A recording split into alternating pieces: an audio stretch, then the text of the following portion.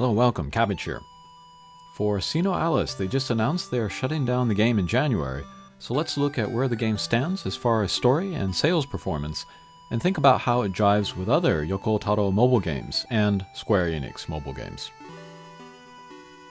SINoALICE JP came out in 2017, and in playing the global version, I was struck by how the gameplay very much reflects that time period. I want to make a follow-up video on my Mobile Games in Japan 2023 video, where I continue looking at the sea change the industry is going through now. Some would call it a bubble bursting. But the industry went through a big change around 2017, where users started demanding more quote-unquote real gameplay in their mobile games. Up to that point, a lot of mobile games were simple character collectors, or pure luck, or pure pay-to-win. But SINoALICE is one of those games of that transitional period where gameplay started becoming more of a focus. Of course, if we look at games released now, like Final Fantasy VII Ever Crisis, you could barely say that SINoALICE has gameplay competitive to that. But SINoALICE had more than a lot of games from before then. SINoALICE lasted 6 years, which is impressive by mobile game standards, to say nothing of Square Enix's standards. I looked it up, and the average Square Enix mobile game lasts about 950 days, and SINoALICE went well beyond that. But keep in mind there are a few games that skew that average up, like Dragon Quest Star, and Dragon Quest Superlight, and FFBE, and Schoolgirls, Strikers 2, and Final Fantasy Record Keeper, all at over 3,000 days each, so the average is closer to the industry's of about a year and a half. Looking at sales for SINoALICE over that period, it was always fairly good. It really never looked in trouble financially, but here it is shutting down anyway. The previous 2-month sales for the game dipped under 100 million yen for the first times ever, and you look on Japanese message boards and people are like, oh, sales are bad, so they're shutting down the game, and I'm like, have we learned nothing all this time? First of all, big decisions like shutting a game down are not made knee-jerk style in a month, unless it's like a disaster at launch. I would not be surprised if the decision was made 6 months ago or a year ago. It was definitely made before or in conjunction with the next and final story arc. And secondly, good sales do not guarantee a game continues. Dai's Big Adventure was doing pretty well, better than SINoALICE actually, but they shut it down all the same soon after launch.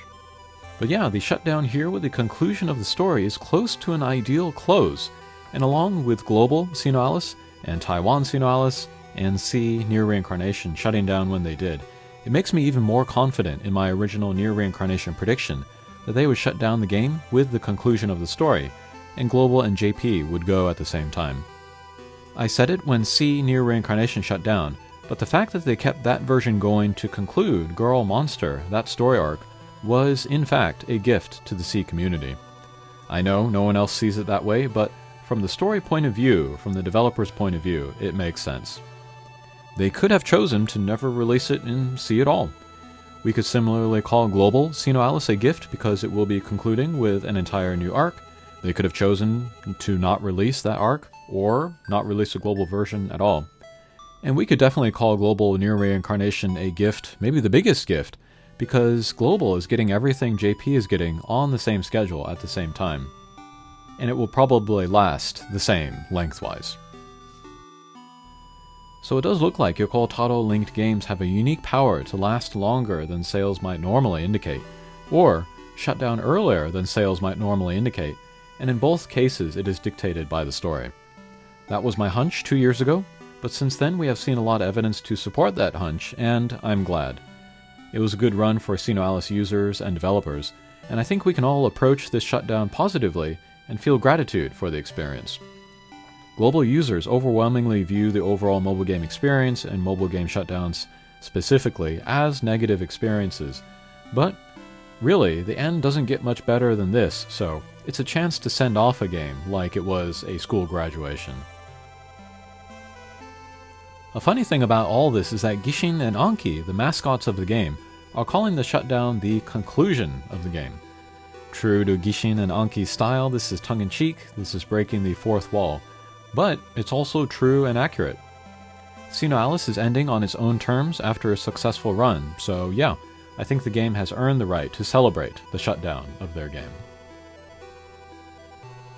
One thing I wonder about is how does the global SINoALICE community handle Gishin and Anki talking about real-life industry stuff, including shutdowns? Whenever I bring up the topic to the global near reincarnation community, they flip out. But if that talk were to come from within the game, would that make it more palatable? I wonder. Alright, to end the video, I can talk about how I'm going to approach SINoALICE from now. I'm very glad I did not pick up the JP version, as some people urged me to do, because they said it would last. And I will not pick up the JP version to play these last few months. I do want to make another video about kimono fashion. And then I want to make at least one video comparing Near Reincarnation and SINoALICE, kind of their structure and their storytelling style. Okay, so my journey with SINoALICE is going to be ending soon, just as it is going to be for everyone, but I'm glad I have gone on it. Alright, thanks for watching, and we'll see you again. Take care.